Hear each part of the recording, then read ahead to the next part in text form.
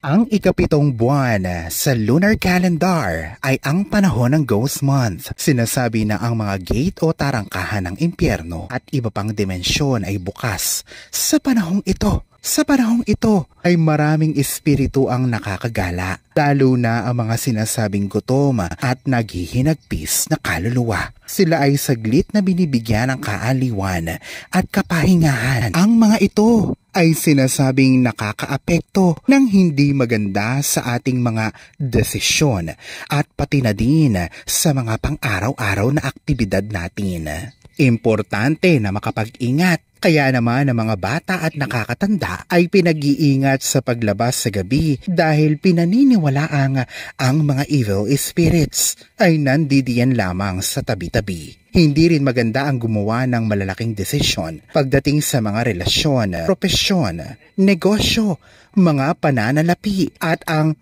pagpirma sa mga kontrata ay hindi rin dapat isinasagawa. May napakaraming mga pag-iingat sa Ghost Month ang dapat na gawin, ngunit sa video na ito ay itutuon natin ang ating pansin sa pera. Ano ang mga dapat mong gawing pag-iingat patungkol sa pera ngayong Ghost Month na magaganap ngayong August 4 hanggang September 2? Laurel, una, i-manage ang iyong mga expenses. Pamahalaan ng maayos ang iyong mga expenses o gastusin. Ang Ghost Month ay maaaring magdulot ng problema at kahirapan sa pera. Kaya maigi na paghandaan ito. Bilihin lamang yung mga talagang kailangan mo at huwag maging magastos. Alisin ang masyadong luho upang masigurado na may sapat kang pondo sa panahon ng emergency. Pangalawa, huwag gumawa ng mga impulsive major decisions. Pagdating sa pera ngayong Ghost Month, iwasan ang maging impulsive o pabigla-bigla ng desisyon pagdating sa pera, lalo na kung ito ay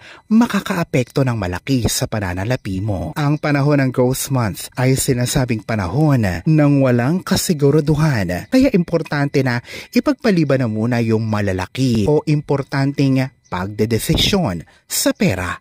Halimbawa na lamang ay ang pagbili ng lupa, sasakyan o pag-i-invest sa negosyo. Kung ito naman ay urgent, mas maigi pa rin na pag-isipan ito ng maraming beses. Alalahanin na panahon man ng Ghost Month o hindi, ay importante na maging kritikal sa pagdedesisyon pagdating sa pera. Pangatlo, palagi ang mag-umpisa na bumuo ng emergency fund. Ang Ghost Month ay panahon ng walang kasiguraduhan, katulad din ng iba pang mga panahon.